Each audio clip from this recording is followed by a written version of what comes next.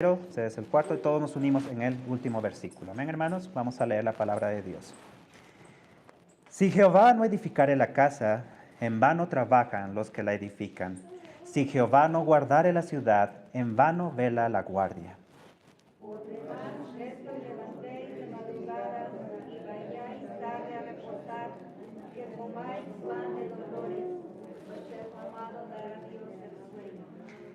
He aquí, herencia de Jehová son los hijos, cosa de estima el fruto del vientre.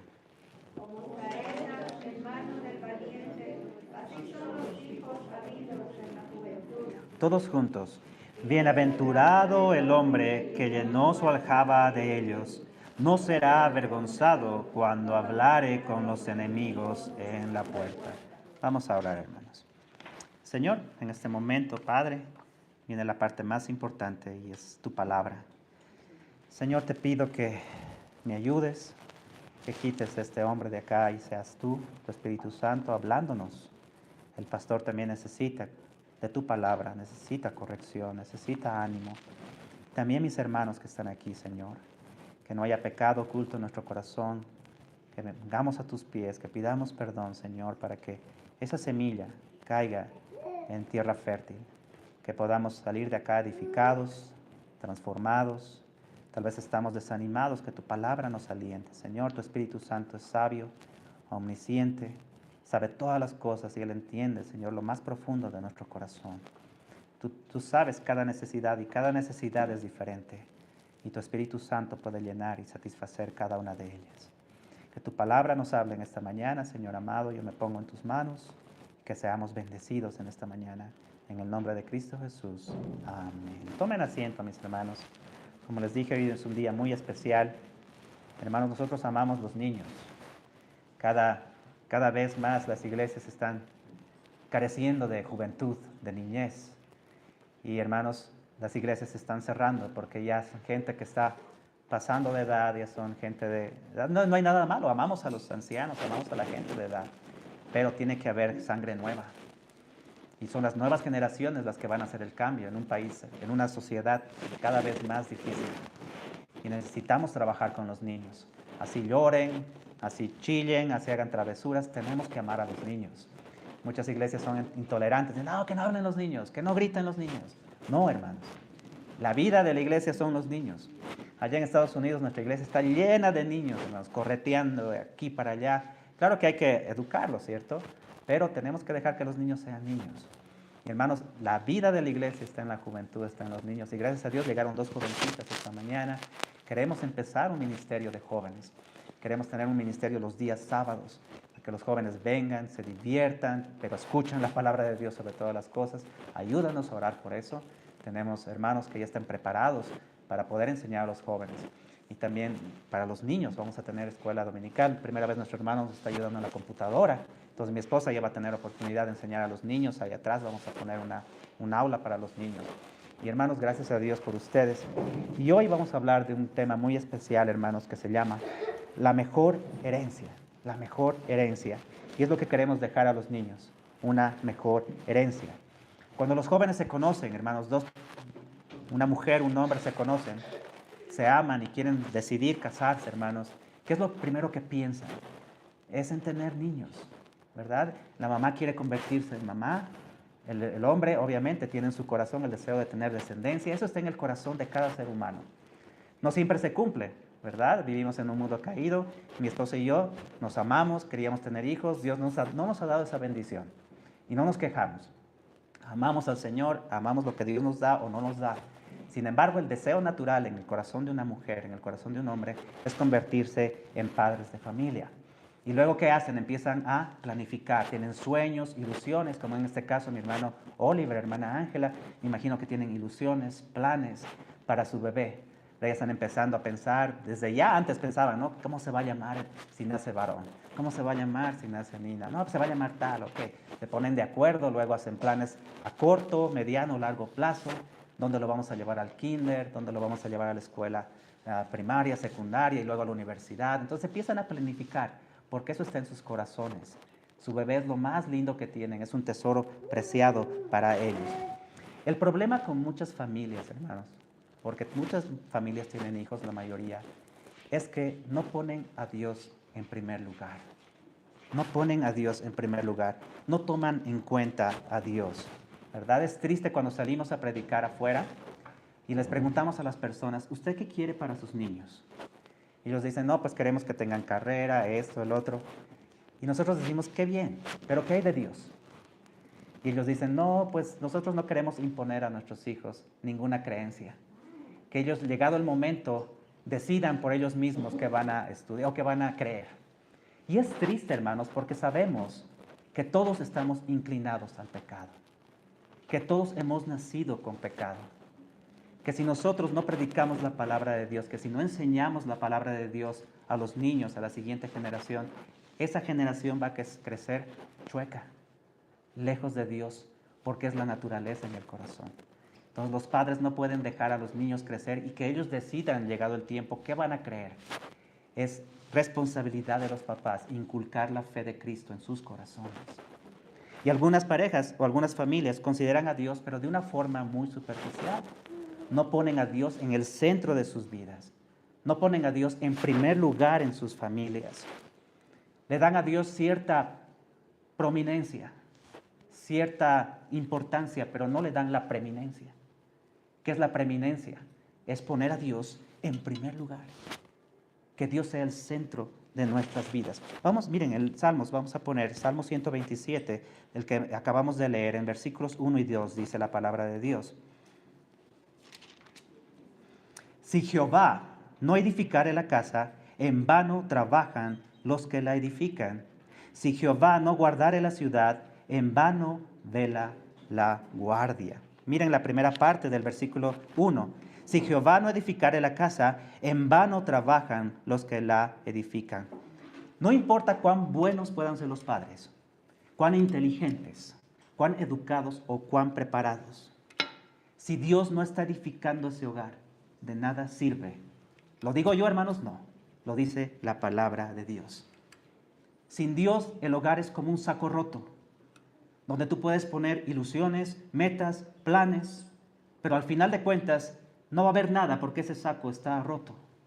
¿Qué dice la palabra de Dios? Dice en Mateo 12:30, dice, el que no es conmigo, contra mí es. Y el que conmigo no recoge, desparrama. Dice la palabra de Dios que no podemos estar a medias con Dios. Con Dios es todo o nada. ¿Qué dijo Spurgeon? Con Cristo lo tengo todo. Sin Cristo no tengo nada. Entonces, qué bueno que hayan padres preparados, educados, amados, que amen a sus hijos. Pero es importante poner a Dios donde tiene que estar. Y Dios quiere estar en el primer lugar en nuestras vidas. La característica, hermanos, de un hogar edificado por Dios es el fundamento. Queremos edificar algo, queremos edificar buenas familias, tenemos que poner el fundamento correcto. Miren en Mateo capítulo 7, versículos 24 al 25, dice la palabra de Dios. Cualquiera pues que me oye estas palabras, son las palabras de Cristo Jesús. Cualquiera pues que me oye estas palabras y las hace, le compararé a un hombre prudente que edificó su casa sobre la roca. Descendió la lluvia y vinieron ríos y soplaron vientos y golpearon contra aquella casa. ¿Y qué pasó? No cayó, porque estaba fundada sobre la roca. ¿Quién es esa roca, hermanos? Nuestro amado Cristo Jesús. Él es la roca firme. Por eso tenemos que aprender nosotros, como padres de familia, a edificar nuestros hogares sobre la roca. ¿Para qué, hermanos? Para que Dios bendiga nuestros hogares. ¿Y qué tenemos que hacer? Enseñar a los niños a que también edifiquen sobre esa roca. Que Manuel un día aprenda a edificar su familia, porque él un día va a crecer más rápido de lo que pensamos. Y él tiene que aprender a edificar su familia sobre la roca. ¿Por qué? Porque tiene padres que quieren que su hijo sea bendecido. Entonces, ¿qué tenemos que hacer nosotros? Edificar nuestras familias, nuestros hogares sobre la roca. Aún mi esposa y yo, sin tener niños, tenemos que edificar nuestro matrimonio sobre la roca. Y edificar nuestro matrimonio sobre la roca, hermanos, sabemos que nuestro matrimonio va a ser bendecido. Con Cristo nuestros hogares van a permanecer firmes, hermanos. ¿Por qué hay tanto divorcio? Porque vienen las lluvias, vienen las pruebas, vienen los problemas, los vientos. Y como no hay un fundamento firme en las parejas hoy, porque es un compromiso superficial, entonces, ¿qué pasa? Llega el momento cuando vienen los problemas, esos matrimonios que se derrumban, se caen. ¿Por qué? Porque no tienen un fundamento firme. No tienen a Cristo como el fundamento. Entonces tenemos que aprender primeramente, hermanos, a edificar sobre la roca. Luego tenemos que aprender a confiar en Dios. Las parejas tienen que aprender a confiar en Dios y enseñar a sus niños a confiar en Dios. Miren el Salmo 127, en la segunda parte, en versículo 1, segunda parte, dice, la primera parte dice, si Jehová no edificare la casa, en vano trabajan los que la edifican. Pero ¿qué dice luego? Si Jehová no guardare la ciudad, en vano vela la guardia. En vano, hermanos, que te afanes tanto por cuidar a tu familia. Y eso es bueno. Pero no vas a llegar más lejos de lo que tus ojos y tu cuerpo humano te permitan. Tú puedes cuidar a tus hijos, a tu familia, mientras tú estás presente. Pero ¿qué pasa cuando ese niño vaya a la escuela? ¿Qué pasa cuando ese niño vaya a la universidad? ¿Quién lo va a ver? ¿Quién lo va a cuidar? ¿En quién vamos a confiar? Porque mientras esté junto a ti, tú lo puedes cuidar, tus manos lo pueden proteger. Pero cuando ese niño esté lejos, ¿quién lo va a cuidar? Dice, en vano vela la guardia. Si Dios no vela la guardia, si Dios no vela, si Dios no cuida, en vano vela la guardia. ¿Quién va a cuidar a nuestros hijos cuando no estemos junto a Él? ¿Quién va a cuidar a Emmanuel cuando sus papás no estén cerca de Él? Tienen que aprender a confiar en Dios, a confiar en su protección. Solo Dios puede proteger a tu familia donde quiera que se encuentren. Miren, en Salmos 33, 18 dice, he aquí, el ojo de Jehová sobre los que le temen, sobre los que esperan en su misericordia. El ojo de Jehová, ¿qué es el ojo de Jehová? Jehová no tiene ojos, es espíritu, pero es una figura de que el ojo de Jehová está sobre todos sus hijos. Él cuida a todos sus hijos, a todos los niños, pero tenemos que confiar en Él. Miren, la promesa de Salmo 121, 8. Dice, Jehová guardará tu salida y tu entrada desde ahora y para siempre. Qué promesa más hermosa, hermanos. Que Dios va a cuidar a ese niño. Si le enseñan a confiar en Dios, el ojo de Jehová va a estar sobre ese niño siempre. ¿Quieres que Dios proteja a tus hijos? Enséñales a confiar en Dios y a tener temor de Dios. ¿Qué es el temor de Dios? Enseñar a los niños que Dios es primero, que hay que tenerle respeto, reverencia, que hay que adorar a Dios. Eso es temer a Dios. No es miedo. ¿Cómo le voy a enseñar a mi niño a tener miedo a Dios? Dicen las personas. El temor de Dios no es miedo, es reverencia, es respeto, es poner a Dios donde tiene que estar, es darle la gloria a Él. Y dice que Él va a cuidar de nosotros, Él va a cuidar de los niños. Ahora, ¿de dónde viene el temor de Jehová? Del conocimiento de Dios, de conocer a Dios. Cuanto yo más conozco a Dios, más le temo, más le respeto, más lo amo, más lo aprecio. Y si más lo aprecio, hermanos, y más conozco a mi Dios, más voy a confiar en Dios. Porque no puedo confiar en alguien que no conozco, ¿cierto? Cuanto más conozco a una persona, más confianza me da. Y si yo conozco más a mi Dios y sé que mi Dios es perfecto y que puede protegerme donde quiera que esté y puede proteger a los míos donde quiera que estén, hermanos, yo confío en ese Dios. Yo confío en ese Dios. Aquel que tiene miedo a los hombres no teme a Dios. Pero aquel que aprende a temer a Dios nunca va a tener miedo de los hombres. Porque sí, estamos en un mundo caído, en un mundo perverso. Hay muchos abusadores de niños. Pero hermano, ¿dónde vas a llegar? No vas a llegar más lejos. Tu niño un día va a estar solo, va a estar en el mundo, tiene que enfrentarse a los peligros. ¿Quién lo va a cuidar? Solo Dios. Es la promesa de Dios. Miren el Salmo 56, 11. Que dice el salmista, en Dios he confiado, no temeré. Y esta pregunta es retórica, ¿qué pues puede hacerme el hombre? ¿Qué puede hacerme el hombre si yo tengo a Dios de mi lado? No tengo por qué temer, porque tengo un Dios todopoderoso, al que amo, al que reverencio, al que es el primero en mi vida. Entonces Él promete cuidarme. Hermano, ¿cuántos papás pasan en vela pensando dónde están sus hijos? Yo creo que aquí mis hermanos nunca van a querer estar en esa posición. Una madre que no sabe dónde está su hijo en la noche. ¡Qué terrible! Pero si confiamos en Dios, Dios dice que nos da paz, nos da el sueño. Miren lo que dice Salmos 4:8. Dice, en paz me acostaré y asimismo dormiré, porque solo tú, Jehová, me haces vivir confiado. Hermanos, qué paz, qué tremenda promesa de parte de Dios si aprendemos a confiar en Dios, si aprendemos y enseñamos a los niños a confiar en Dios. No solamente, hermanos, edificar sobre la roca, no solamente confiar en Dios, pero también tenemos que aprender a depender de Dios. ¿Qué dice la palabra de Dios ahí en Salmo 127:2? Continuando con nuestra lectura, dice, por demás es que os levantéis de madrugada y que vayáis tarde a reposar y que comáis pan de dolores, pues que a su amado dará Dios el sueño, hermanos. No importa, hermanos, cuánto te esfuerces por tu familia, que es bueno que te esfuerces. Pero dice la palabra de Dios, aunque tengas 2 trabajos, aunque te quites el pan de la boca por darle a tu familia, eso no sirve de nada si no dependes de Dios. Es triste, hermanos, allá afuera cuando la gente dice, no puedo ir a la iglesia porque tengo que trabajar. Dios no me va a pagar las cuentas. Dios no va a pagar mis deudas. Dios no me va a dar de comer. Están confiando en ellos mismos, están dependiendo de sus fuerzas. Pero hermanos, ¿qué pasa cuando enfermen? ¿Qué pasa cuando pierdan su trabajo? ¿Quién les va a ayudar? Tenemos que aprender a depender de Dios porque Él es el que nos da las fuerzas. Él es el que provee para nuestras familias. Él nos alimenta. ¿Qué dice la palabra de Dios? Vamos ahí, hermanos, a Mateo 6, 25, 33. Para esas personas que nos afanamos, que nos preocupamos, que dejamos las cosas de Dios porque pensamos que solamente nosotros podemos hacer las cosas. Solamente nosotros podemos proveer. Solamente nosotros tenemos que trabajar. Pero ¿qué dice? Vamos a Mateo. Vamos a Mateo. Es un poquito extenso eso, pero es importante para todos porque hay una promesa muy grande.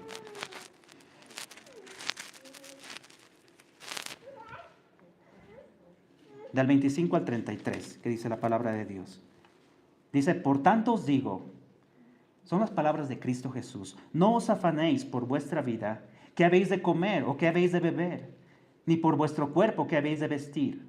¿No es la vida más que el alimento y el cuerpo más que el vestido? Mirad las aves del cielo que no siembran, ni ciegan, ni recogen en graneros, y vuestro Padre Celestial las alimenta. Dice, ¿no valéis vosotros mucho más que ellas? ¿Y quién de vosotros podrá, por mucho que se afane, añadir a su estatura un codo? Hermanos, Dios es nuestro proveedor. Tenemos que aprender a depender de Dios. Él es el que nos da la vida, Él es el que nos da las fuerzas, la salud, el trabajo. Él es nuestro proveedor. Si aprendemos a confiar en Él, no afanarnos tanto, hermanos, a dar a Dios su lugar, el primer lugar, lo que Él merece, Él va a proveer para todas nuestras cosas. Él va a añadir todas las cosas que necesitamos. Igual un día para Emanuel hay que enseñarle a confiar en Dios, a depender de Dios. Dios va a bendecir sus vidas. Dios es nuestro proveedor. Tenemos que aprender a depender de Dios. Como leímos en Mateo 6, 27, ¿quién de vosotros podrá, por mucho que se esfuerce o afane, añadir a su estatura un codo? Dice la palabra que no sirve de nada preocuparse. No sirve de nada afanarse. Tenemos que descansar en Dios. Somos mucho más importantes que un ave. Y Dios provee para los animalitos, Dios provee para las aves. ¿Cuánto más importantes somos nosotros, que nos da todas las cosas en abundancia? Debemos aprender a edificar.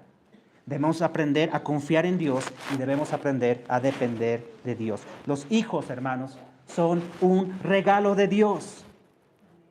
Son un regalo de Dios. Emanuel es un regalo de Dios para sus papás. Es un don de Dios. Vamos a Salmo 127. Otra vez, ahí regresamos a nuestra lectura bíblica.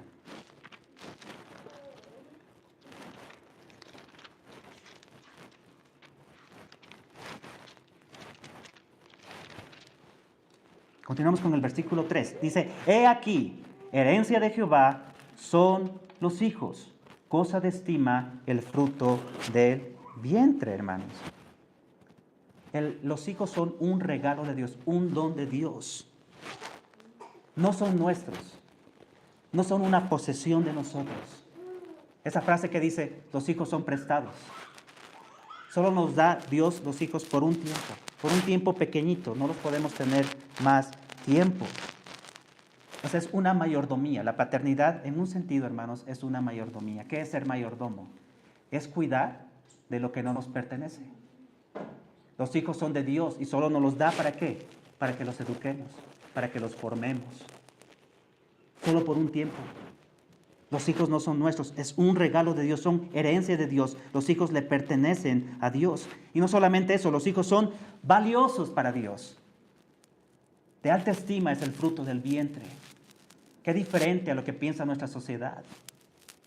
Lo siento mucho, hermanos, pero la verdad es la verdad. Se matan a muchos niños en el vientre materno. Y nosotros como cristianos tenemos que estar en contra de eso. Porque a los ojos de Dios el fruto del vientre es estimado, es valioso. Los hijos son valiosos. Son valiosos. El fruto del vientre es valioso. Los niños tienen que ser para nosotros una bendición. No una maldición como ahora, hermanos. Muchos niños para las parejas ahora son un perjuicio, son un estorbo. Por eso optan por matar a los bebés. Pero no ese es el objetivo de Dios. El objetivo de Dios es que los hijos sean una bendición para nosotros. Preparar a las parejas para que puedan traer niños al mundo, los puedan educar y formar en una iglesia a la manera de Dios. Es bonito, hermanos, cómo los pajaritos preparan sus nidos antes de traer otros pajaritos, antes de poner sus huevos. ¿Qué hacen? Primero se preparan su nido. Y cómo, hermanos, los animalitos nos enseñan a nosotros que traemos niños por accidente. Traemos niños porque los vamos a traer y ya. No, hermanos, es algo preciado, es algo valioso y tenemos que prepararnos para traer a esos niños al mejor ambiente posible, para educarlos y formarlos a la imagen de nuestro Señor Jesucristo. Qué importante es eso. Por eso los papás deben aprovechar el tiempo. Aquí tenemos hermano Oliver, hermana Ángela. Solo lo van a tener un poquito de tiempo. Los años van a pasar y los niños van a volar. Miren en Salmo 128, del 1 al 4. Salmo 128, del 1 al 4. Dice, bienaventurado todo aquel que teme a Jehová, que anda en sus caminos. Otra vez el temor de Jehová. Acuérdense el temor de Jehová. Eso tienen que grabar en su mente. Bienaventurado todo aquel que teme a Jehová, que anda en sus caminos. Dice, cuando comieres el trabajo de tus manos, bienaventurado serás, y te irá bien. Tu mujer será como vid que lleva fruto a los lados de tu casa. Tus hijos, como plantas de olivo alrededor de tu mesa. He aquí, así será bendecido el hombre que teme a Jehová. Entonces, ¿dónde empieza el temor? En los padres. Nuestro hermano Oliver, nuestra hermana Ángela, tienen que temer a Dios para que su hijo sea bendecido en esta vida, hermanos. Ahí empieza, ese es el secreto. Dice que va a ser como plantas de olivo alrededor de la mesa. Para los judíos el olivo era lo más valioso, una planta valiosa. Alrededor de la mesa, en el hogar. Esos niños van a ser de bendición para el hogar.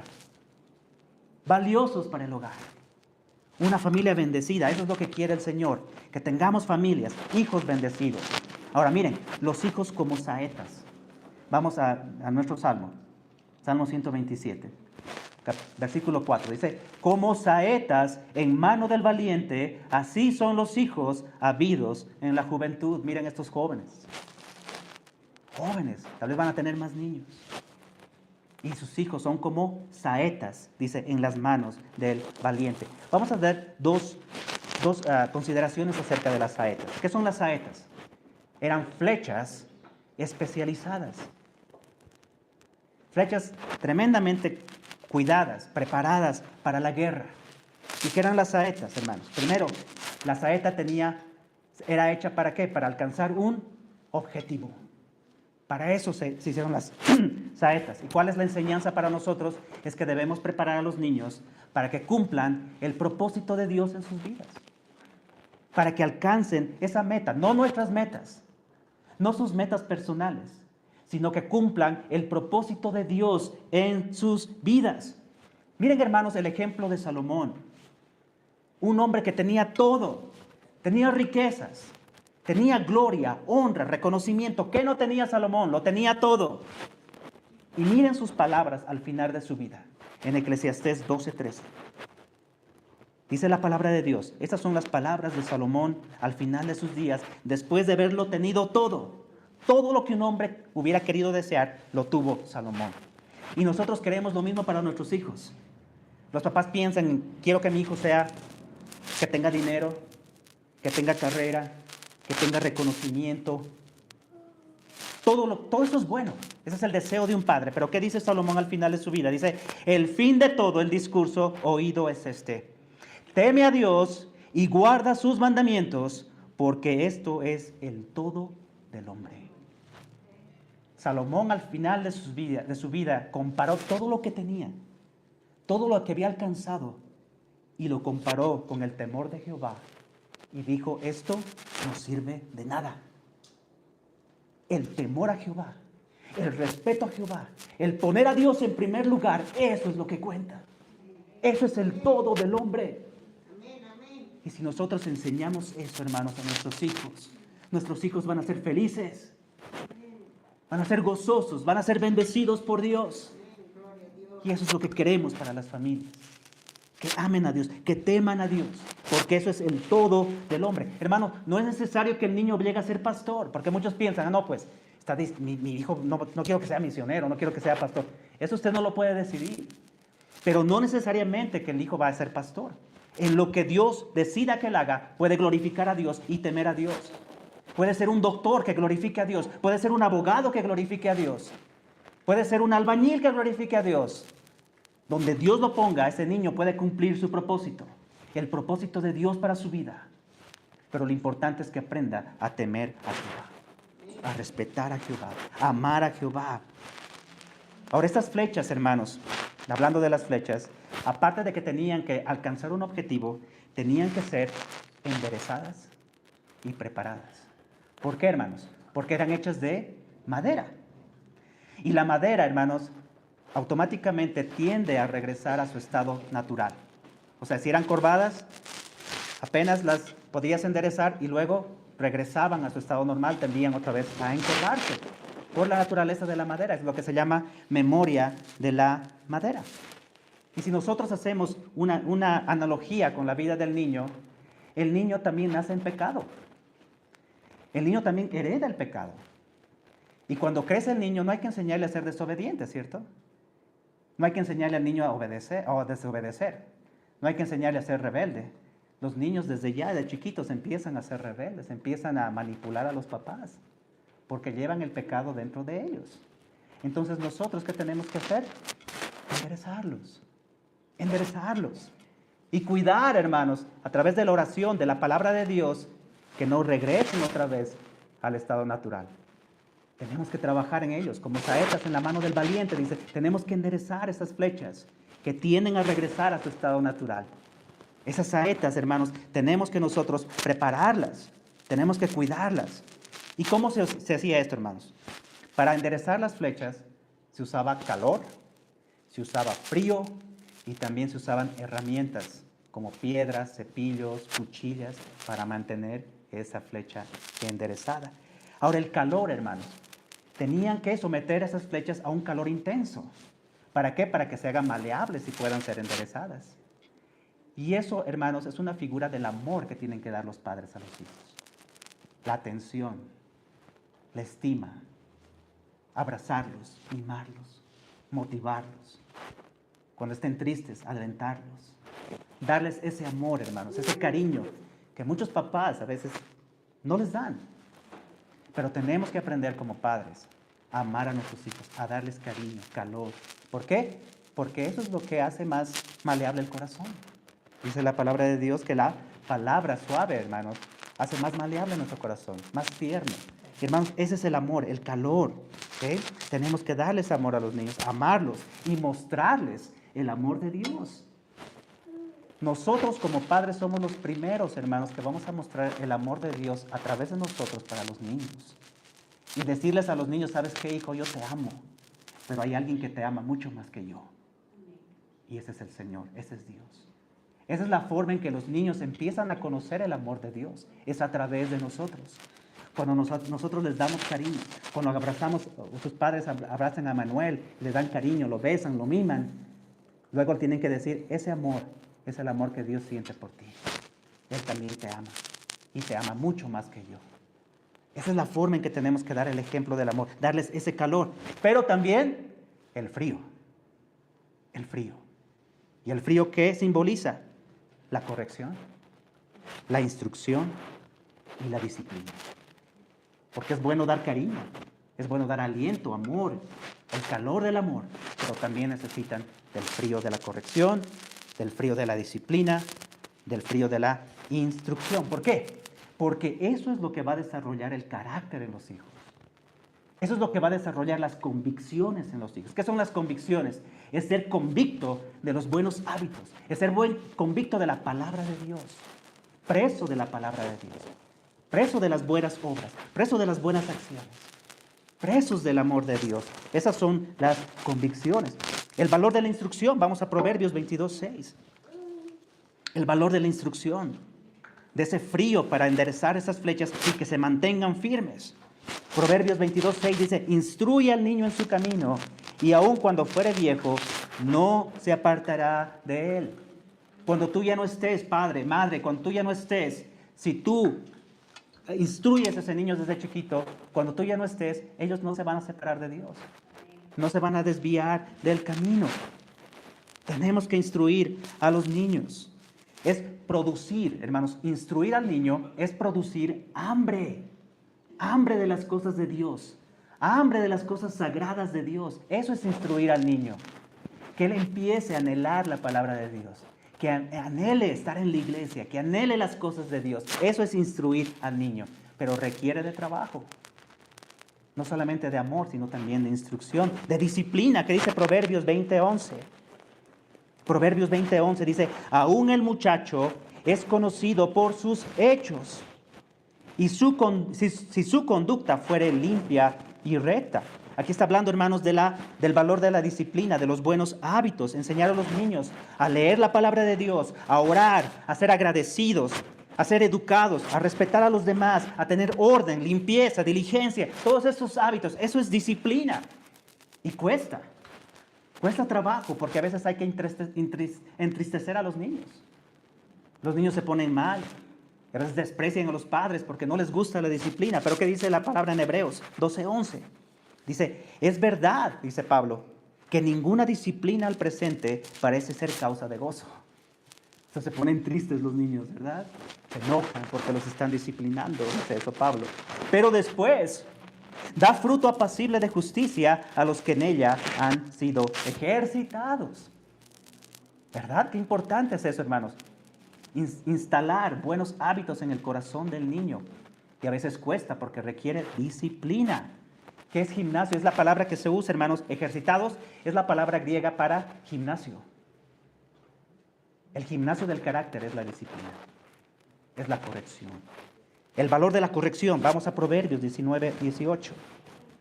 Y esto es lo que no nos gusta mucho a los padres, ¿verdad? No nos gusta, pero tenemos que hacerlo. Dice, castiga a tu hijo en tanto que hay esperanza. Mas no se apresure tu alma para destruirlo. ¿Qué quiere decir? Castigarlo, darle sus nalgaditas, pero con amor, con sabiduría. No para destruirlos. Porque hay formas de castigar, hermanos. Castigar no es golpear, no es dañar a los niños. No es de agarrar un palo y darles. No, hermanos. Sí hay que darles, pero con sabiduría, dice. Con sabiduría. Para que su alma no sea destruida. Para que no dañes pues a ese niño. Pero tienes que disciplinarlo, dice la palabra de Dios, en cuanto haya esperanza. Porque cuanto más crecen, es más difícil enderezar esas saetas, ¿cierto, hermanos? Entonces tenemos que disciplinarlos, tenemos que instruirlos, disciplinarlos, corregirlos. ¿Por qué? Porque Dios hace lo mismo con sus hijos. Dice Proverbios 3:12. Porque Jehová al que ama, castiga o disciplina como el padre al hijo a quien quiere. O sea que el verdadero amor, la expresión del verdadero amor también es el castigo, hermanos. Estamos en una sociedad terriblemente dañina para los hijos. No hay que mirarles feo. No hay que decirles nada, ninguna palabra que les dañe. Hay que darles un time out, le llamamos en inglés, ¿no? Un minuto a su cuarto. No, hermanos. La palabra de Dios dice que tenemos que tener la vara de corrección. Darles su castigo. Pero con amor y con sabiduría, en el amor del Señor, porque el Señor que nos ama con todo su amor, también nos castiga, porque somos sus hijos. Ya no somos, dice la palabra de Dios, bastardos. Somos hijos de Dios. Y como tal, Dios, como nos ama tanto, también nos castiga cuando nos portamos mal. Y así también nuestros hermanos aquí tienen que saber disciplinar a Emanuel. Darle su castigo cuando lo merezca, pero hacerlo con sabiduría, con amor, ¿verdad? Dice Proverbios 27:6. Miren qué importante es esto. Porque a veces nosotros al pensar que estamos amando, realmente estamos aborreciendo al niño. Suena feo, pero es así que dice la palabra de Dios. Fieles son las heridas del que ama. ¿Qué son las heridas, hermanos? Es eso que nosotros producimos cuando castigamos a los niños. A veces los niños desprecian al papá, se enojan con el papá. Es una herida en sus corazones. Pero dice, fieles son las heridas del que ama, pero importunos los besos del que aborrece. O sea, si en lugar de castigar al niño tú le das amor, le das besos, abrazos, tú estás aborreciendo, dice la palabra de Dios. Tienes que darles cariño cuando tienes que darles cariño, pero también tienes que castigarlos cuando debes castigarlos. Eso es lo que dice la palabra de Dios. Estorbarlos. Acuérdense del sacerdote que estaban con sus hijos se portaban mal en el templo. Y le dijo Dios, vas a morir hoy día porque no has sabido estorbar a tus hijos. No has sabido decirles, eso hijo es pecado, eso está mal, no lo tienes que hacer. No sé si han escuchado una fábula de Esopo de un niño que empezaba a robar cosas pequeñas en la escuela, llegaba a la casa y la mamá en lugar de regañarlo decía, qué bien hijito, qué bien que robaste ese borrador, qué bien que robaste ese lápiz. Y ese niño cuando creció, acabó en la cárcel. Ajá, y cuando vino la mamá y le dijo, mami, quiero decirte algo al oído. La mamá se acercó y le arrancó la oreja. Ojalá me hubieras impedido, me hubieras dicho algo cuando robaba cosas pequeñas. Ahora mira dónde estoy. Hermanos, a veces a los niños hay que castigarlos de pequeños. No les va a gustar. Pero es, hermanos, un sacrificio temporal por un bien mayor. Cuando sean grandes, esos niños les van a agradecer. En lugar de arrancarles la oreja, va a decir, papá, mamá, gracias. Gracias por estorbarme. Yo no lo entendía. Yo no entendía el castigo. Pero ahora sí lo entiendo porque soy un hombre, una mujer de bien. Que temo a Jehová. Gracias, papá. Gracias, mamá. Yo agradezco a mis papás. Mi mamá sí nos daba con el cinturón. Y lo hacía con sabiduría porque a veces era mi hermana y yo éramos de la misma edad, casi. Y a veces yo me portaba mal y nos daba a los dos.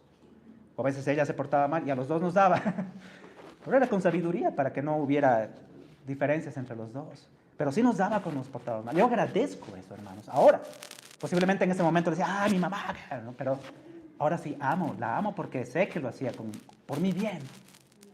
No soy un hombre perfecto, pero soy un hombre de bien. ¿Okay? Entonces es importante la instrucción, la disciplina, la corrección. Y finalmente las herramientas. Las herramientas, hermanos, los cuchillos, las piedras, todo eso que usaban para enderezar esas saetas. Y no estamos cortos. Rápidamente, 4 herramientas que Dios nos ha dado para los hijos. Primeramente, la palabra de Dios. La palabra de Dios. Deuteronomio capítulo 6, versículos 6 al 7. Dice la palabra de Dios. Y estas palabras que yo te mando hoy estarán sobre tu corazón y las repetirás a tus hijos y hablarás de ellas estando en tu casa y andando por el camino y al acostarte y cuando te levantes. La enseñanza de la palabra de Dios es un trabajo a tiempo completo, hermanos.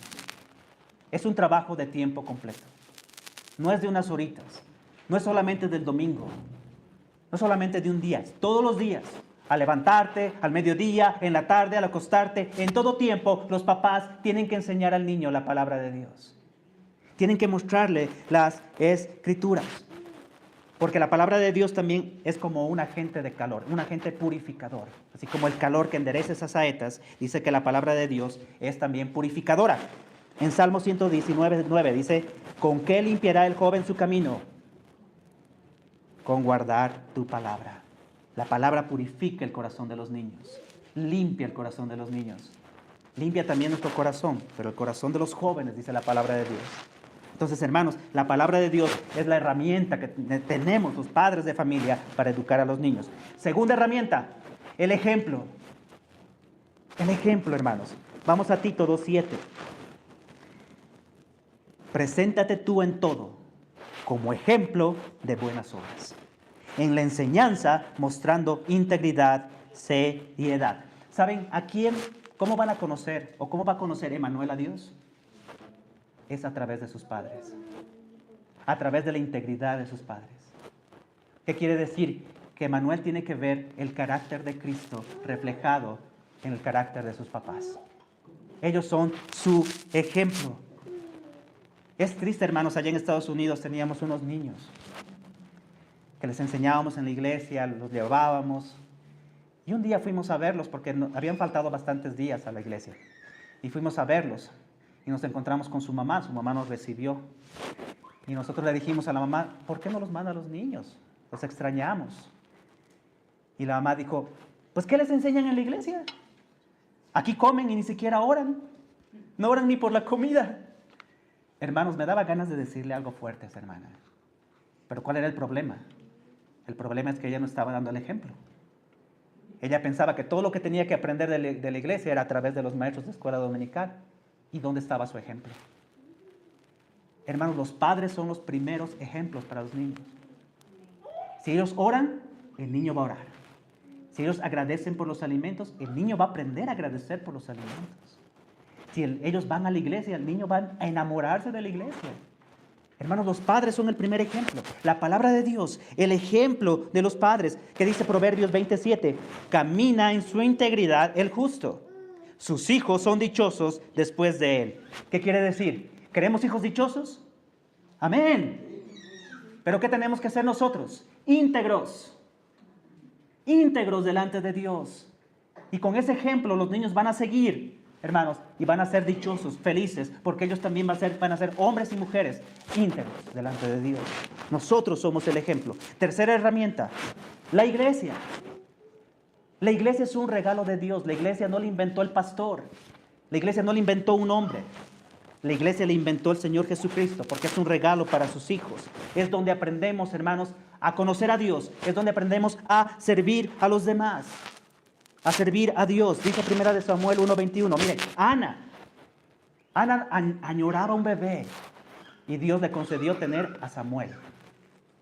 Pero Ana propuso en su corazón llevar a Samuel a la iglesia, al templo, y que se quedara en el templo para siempre. Porque es en el corazón de una madre que sirva a Dios.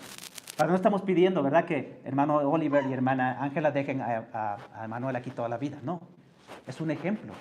Es el corazón de Ana lo que queremos ver. Que ella tenía su corazón en la iglesia de Dios y quería que su niño creciera en la iglesia. ¿Por qué? Porque la iglesia es un lugar importante para Emanuel. Importante para los niños, para los jóvenes. Tienen que enamorarse de la iglesia. Miren en el versículo 28 de 1 Samuel 1:28 dice, son las palabras de Ana y dice, yo pues lo dedico también a Jehová, todos los días que viva será de Jehová. Dijimos al principio que los niños son de Dios, son regalos de Dios, pero le pertenecen a Él, hermanos. Le pertenecen a Él y tenemos que llevar a los niños a la iglesia porque es el lugar donde ellos van a aprender a servir a Dios. Es un refugio para los niños, es un refugio para nosotros, la iglesia, hermanos. Tenemos que tener cuidado con doctrinas que ahora están apareciendo. Ayer me encontré con una señora y le dijo, le invito a la iglesia. No, la iglesia está dentro de mí. Y le digo, ¿de dónde sacó usted eso? No tengo que decirle nada, la iglesia está dentro de mí. Pero dígame en la Biblia dónde está eso. Yo dije, mire, la palabra de Dios dice, no dejando de congregarnos como muchos tienen por costumbre. No, a mí no me interesa, la iglesia está dentro. Hermanos, así está pensando la gente ahora, que no necesita la iglesia. Todos necesitamos la iglesia, por eso hicimos este lugar, porque necesitamos congregarnos. Somos como pedazos de carbón, hermanos, que necesitamos el calor de todos los demás para permanecer prendidos. Si estamos separados, hermanos, de la iglesia, no vamos a llegar muy lejos en la vida cristiana. Porque en la iglesia nos animamos. En la iglesia vemos otras necesidades y nos damos cuenta que nuestra necesidad no es tan grande. Vemos otros problemas, nos animamos, usamos nuestros dones. ¿Dónde vamos a usar nuestros dones si la iglesia está dentro de mí? La iglesia es un refugio para Emanuel. La iglesia es un refugio para cada uno de nosotros. Es un regalo de Dios. Es una herramienta que Dios ha dado a estos padres de familia para que su hijo crezca en el conocimiento de Dios, crezca en el temor de Dios. Y finalmente, hermanos, la otra herramienta, tenemos la palabra de Dios, tenemos el ejemplo de los padres, tenemos esta iglesia que Dios nos ha dado y la oración. La oración, hermanos, es muy importante. Dice la palabra de Dios que la oración del justo puede mucho. ¿Cuánto más la oración de un padre y de una madre? Hermanos, si yo estoy aquí delante de ustedes es por las oraciones de mi madre. Yo antes no creía, yo era rebelde. Hubiera querido en mi corazón, como le decía hermano Carlos, haber nacido en la iglesia. No se dio, son los planes de Dios. Pero cuánto yo hubiera anhelado, hermanos, crecer, así como Emanuel, estar en la iglesia desde chiquito. Lamentablemente no fue así, porque mis padres no fueron cristianos desde pequeños. Pero un día recibí a Cristo, pero yo sé, hermanos, tengo la convicción en mi corazón que mi madre doblaba las rodillas por mí. La oración de una madre, hermanos, la oración de un padre. Tienen que aprender estos padres de familia a orar por sus hijos. Tenemos que orar por nuestros hijos. Yo oro, aunque no tengo hijos propios, oro por estos niños. Oro por los niños de mi hermana Jenny, que crezcan en la iglesia, que se queden en la iglesia. Por estas jovencitas que llegaron y están en mi lista de oración. Mi hermana Shirley, joven, están en mi corazón, en mi oración, porque quiero que Dios les ayude. Que se afirmen en las cosas de Dios. Malena, Paolo, no sé si están aquí, están en mi oración. Todos los días. Porque quiero que crezcan en la iglesia, que se enamoren de Dios. Hay que orar, hermanos. Tenemos que orar. Oren, oren por sus hijos. Dije, hermana Jenny, no deje a su hija en la casa, tráigala. El diablo no anda en burro. Tenemos que cuidar a nuestros jóvenes, aunque no les gusta. Traerlos, porque un día nos van a agradecer. Tengo una sobrina, hermana, se va a casar pronto en la iglesia. Y ella le agradece a mi esposa porque mi esposa la llevaba a la iglesia desde chiquita. Sus padres no eran cristianos, pero desde chiquita la llevaba a la iglesia y no le gustaba a veces. Pero vamos a ir, nos la llevábamos a la iglesia. Ahora ella está grande, ya se va a casar. Y le dice a mi tía, gracias tía por estorbarme. Gracias por llevarme a la iglesia aunque no quería. Gracias. Porque esa niña, hermanos, gracias a Dios, está en la iglesia, sirve al Señor y está a punto de casarse bien. Gracias a Dios por la oración, hermanos. Gracias a Dios por estorbar a los niños. Miren, esta es la oración de un padre por un hijo. En Primera de Crónicas 29:19, ¿qué dice la palabra de Dios? Estas son las palabras de David por Salomón.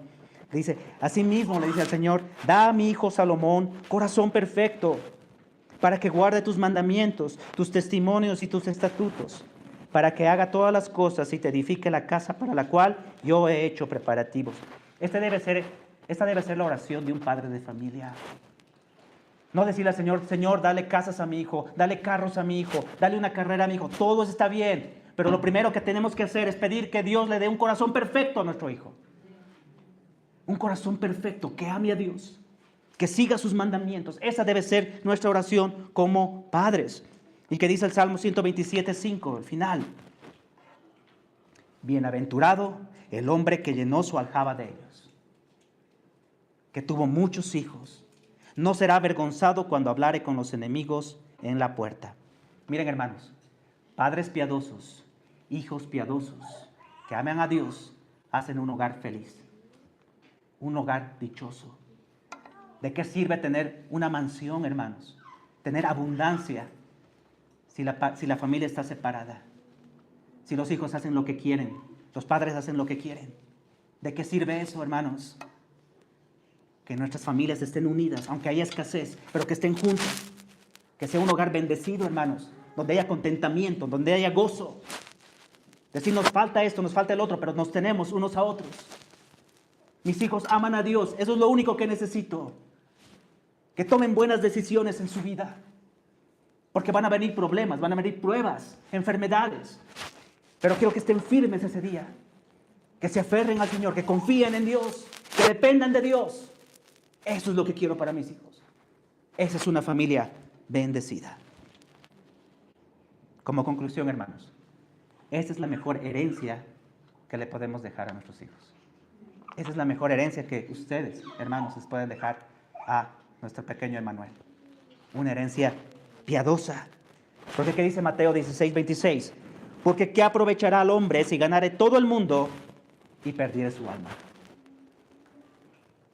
Hermanos, tengo una sobrina que tiene su profesión. Ha llegado, acaba de salir profesional, tiene su trabajo, pero también ama a Dios. Dios no está en contra de que nuestros hijos sean preparados, tengan éxito. Pero lo primero es amar a Dios. Por otro lado, tengo otro sobrino que tiene ya hasta doctorado, hermanos, pero que no ama a Dios. ¿De qué sirve todo eso si no tiene a Dios en su vida? ¿De qué sirve todo eso si su alma se va a perder, hermanos? ¿De qué sirve que los hijos sean exitosos si sus almas van rumbo al infierno? Eso es lo que dice la palabra de Dios. ¿De qué aprovecha ganar todo el mundo y perder el alma? Tenemos que enseñar a los niños a hacer tesoros en el cielo. ¿Qué dice la palabra de Dios en Mateo 6, 19, 20? Dice, no os hagáis tesoros en la tierra, donde la polilla y el orín corrompen, y donde los ladrones minan y hurtan, sino haceos tesoros en el cielo, donde ni la polilla ni el orín corrompen, y donde ladrones no minan ni hurtan. Todo lo que hacemos para el Señor es eterno. Va a durar para siempre. Todo lo que tenemos, lo material, hermanos, se va a quedar aquí en la tierra. Para los testigos de Jehová, ellos se van a quedar aquí. Pero nosotros vamos a ir al cielo. Todo lo que hemos hecho aquí en la tierra se va a acabar. Pero cualquier cosa que hayamos hecho para el Señor, por más pequeñita que sea, es eterna. Son tesoros en el cielo. Acuérdense, hermanos, de las coronas que hablamos el otro día. Corona de justicia, la corona de gloria. Todas esas coronas son eternas. Solo son un símbolo, no son coronas de verdad, pero son símbolos de las recompensas de Dios en el cielo por lo que hagamos para el Señor. Lo que hagamos en servicio del Señor. Tenemos que enseñar a los niños a temer a Dios, a poner a Dios en primer lugar con nuestro ejemplo, con la palabra de Dios. Mateo 6:33 dice, buscad primeramente el reino de Dios y su justicia, y todas las cosas van a ser añadidas. Si ponemos a Dios en primer lugar, Dios le va a dar a este niño todo lo que necesita, todo lo que su corazón anhele. Dios se lo va a dar, siempre y cuando él ponga a Dios en primer lugar. Y lo mismo con nosotros. Yo no necesito nada. Si yo sé que pongo a Dios en primer lugar, Él me va a dar todo lo que necesito, hermanos. Todo lo que necesito me va a dar el Señor. Pero requiere padres valientes. Padres valientes. ¿Qué dice la palabra de Dios? Los hijos son como saetas. ¿En manos de quién? Del valiente. Ahí hablan los padres, hermano. Ahí está hablando hermano Oliver, hermana Ángela. Tienen que ser valientes. Valientes, se requiere valentía para trabajar en la vida de los hijos, enderezar esas maderitas, enderezarlo con calor, con amor, pero también con frío para que se queden firmes, para que no se muevan, para que no regresen a su estado natural, sino que permanezcan firmes en las cosas de Dios. Voy a acabar con dos cosas. ¿Qué le dijo Dios a Josué? En Josué primer capítulo, versículo 9, dice, mira que te mando. Esta es una palabra para los padres de familia. Estoy hablando aquí para mi hermano Oliver, hermana Ángela, porque van a presentar al bebé. Por eso me estoy dirigiendo mucho a ellos. Pero es para todos nosotros. Le dice el Señor a hermano Oliver y hermana Ángela, mira que te mando que te esfuerces y seas valiente. No temas ni desmayes, porque Jehová tu Dios estará contigo en donde quiera que vayas. Para empezar, Jehová tiene que ser su Dios. Y Él promete estar con ustedes. Él les va a dar la valentía, el coraje, la fuerza para que críen este niño como debe ser. ¿Y cuál es la respuesta de Josué? Porque Dios les puede decir a ustedes algo, pero ustedes tienen que responder a eso. ¿Qué dice la palabra de Dios en Josué 24:15? Josué se está refiriendo al pueblo y dice, y si mal os pareciese servir a Jehová, o si mal os parece servir a Jehová, escogeos hoy a quién sirváis, si a los dioses a quienes sirvieron vuestros padres cuando estuvieron al otro lado del río, o a los dioses de los amorreos en cuya tierra habitáis. Pero yo y mi casa serviremos a Jehová. Esa debe ser la convicción en el corazón de cada padre, porque Dios le va a pedir cuentas a usted como papá, a usted como mamá de ese bebé, de ese niño. Ustedes hagan lo que ustedes quieran, dice Josué. Elijan a quién van a servir, pero yo y mi casa vamos a servir a Jehová. Esa es una convicción. ¿Pero se va a dar por arte de magia? No. Tiene que ser valiente. Tiene que esforzarse. Tiene que enseñar a ese niño la palabra de Dios. Tiene que dar un buen ejemplo. Tiene que llevarlo a la iglesia. Tiene que orar por él. Tiene que trabajar. No hay nada mágico en el bautismo, no hay nada mágico en la presentación de niños, no hay nada mágico en esas ceremonias. Son bien importantes, pero lo más importante es obedecer a Dios, seguir las reglas que Dios ha establecido. Y en este momento quiero que pase hermano Oliver, hermana Ángela, a este lugar. Vamos a presentar a este niño. Siéntense aquí, porque es algo simbólico. Aquí. Por favor, siéntense.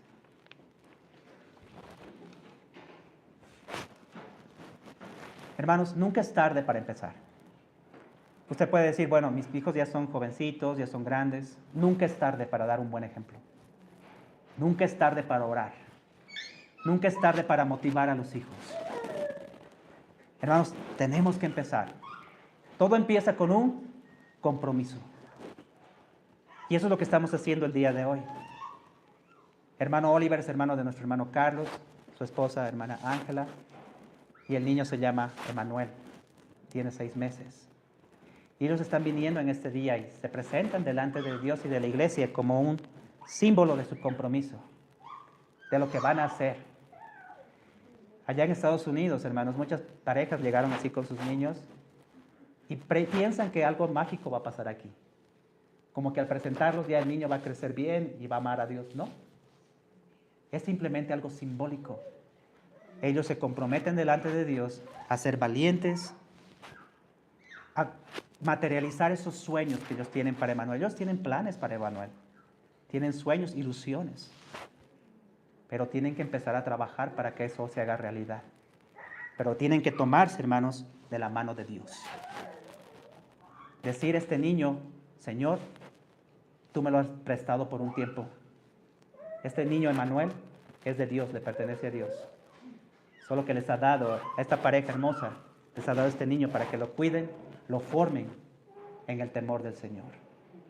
Ellos tienen una responsabilidad delante de Dios. Desde este día, a traer al niño a la iglesia, a enseñarle la palabra de Dios en casa, a darle un buen ejemplo. Porque Emanuel va a conocer a Dios a través de la conducta de los papás. Y luego él va a tener una experiencia personal con Dios cuando él ya pueda decidir. Va a llegar un día, hermanos, en que Emanuel va a estar enfrente de una bifurcación. Va a estar entre el bien y el mal, entre la vida y la muerte. Pero si el niño ha sido enseñado en el temor de Jehová, él que va a decidir la vida. Va a escoger a Dios porque sabe y ha visto a Dios en los padres, en el ejemplo de ellos. Pues qué importante es este evento, esta ceremonia, hermanos, como un símbolo de su compromiso. Vamos a orar por ellos, vamos a orar por Emanuel. Dios va a hacer su parte. Dios va a hacer lo que ellos no pueden hacer, como vimos. Dios va a guardar a este niño cuando sus padres no estén cerca. Dios va a hacer su parte en cuidarlo, en guardarlo, en proveer para sus necesidades. Pero los padres también tienen que hacer su parte. Tienen que trabajar, ser valientes, como dice la palabra de Dios. ¿Cómo? A través de la palabra, a través de la oración, a través del ejemplo. Tienen que hacer ese trabajo, nuestros hermanos. Y vamos a orar por ellos. Y nosotros como iglesia también tenemos nuestra responsabilidad. ¿Por qué? Porque ¿qué dice la palabra de Dios? Que nosotros tenemos que cuidar la iglesia. Cuidar la grey. No solamente el pastor, sino que nosotros tenemos que orar por Emanuel. Emanuel está en mi lista de oración. Y también debería estar en su lista de oración. Tenemos que orar por él, darle buen ejemplo como iglesia, amarlo. Pero también, hermano Oliver y hermana Ángela, la iglesia es un lugar imperfecto. Samuel, el sacerdote, estuvo en un lugar, en un templo, el templo de Dios, pero estaba alrededor de hombres malos. Pero su mamá le enseñó a servir a Dios a pesar de eso. Tú pon los ojos en Jesús. Tú pon los ojos en el Señor. Eso es lo que tenemos que enseñar a Emanuel. Porque si bien hay muchos amados aquí que le van a ayudar a Emanuel, también algunos van a dar mal ejemplo, ¿cierto? Pero tenemos que enseñarle a Emanuel a amar a Dios a pesar de todas las cosas. Entonces les voy a pedir, hermanos, que se pongan de pie. Vamos a ponernos de pie y vamos a orar todos por Emanuel, por esta pareja, y los vamos a presentar en la iglesia. Vamos a presentar a este niño, vamos a orar por él para que Dios haga lo que tiene que hacer en base a lo que mis hermanos van a hacer. Yo les pido que todos oremos por él y sigan orando por ellos, por esta familia. Vamos a cerrar nuestros ojos y vamos a orar por ellos. Señor amado, gracias te damos, bendito Dios, por la vida de este niño. Gracias por la vida de esta familia, gracias por la vida de nuestro hermano Oliver, nuestra hermana Ángela, que han propuesto en su corazón presentar a Emmanuel. Pero sabemos que este es el inicio de un compromiso, el inicio de un trabajo arduo, de valientes. Y oramos en esta mañana por Emmanuel, Señor, para que él aprenda, Señor, a confiar en ti, que aprenda a temerte, a respetarte, a ponerte a ti en primer lugar en su vida, que aprenda a depender de ti. Oh Señor, oramos para que este niño crezca, Señor, amándote, poniéndote en primer lugar en su vida. Pero sabemos que eso requiere de padres valientes. Por eso también oramos por nuestro hermano Oliver y hermana Ángela, para que tú los esfuerces, les des sabiduría, entendimiento, sabiduría para corregirlo cuando deben corregirlo, sabiduría para darle cariño, amor, afecto cuando tienen que hacerlo. Pero que ellos aprendan que las herramientas que tú tienes son las que tienen que usar ellos para formar el carácter de Emmanuel. Esas herramientas que son importantes, que le enseñen en la casa la palabra de Dios, que tengan un devocional diario, para que él se enamore de tu palabra, entienda, comprenda y atesore tus mandamientos. Oh Señor, que ellos también puedan darle el ejemplo que necesita, que Emmanuel pueda ver en hermano Oliver y en hermana Ángela el carácter de Cristo, una vida íntegra, que ellos te amen para que él también te ame a ti, Señor.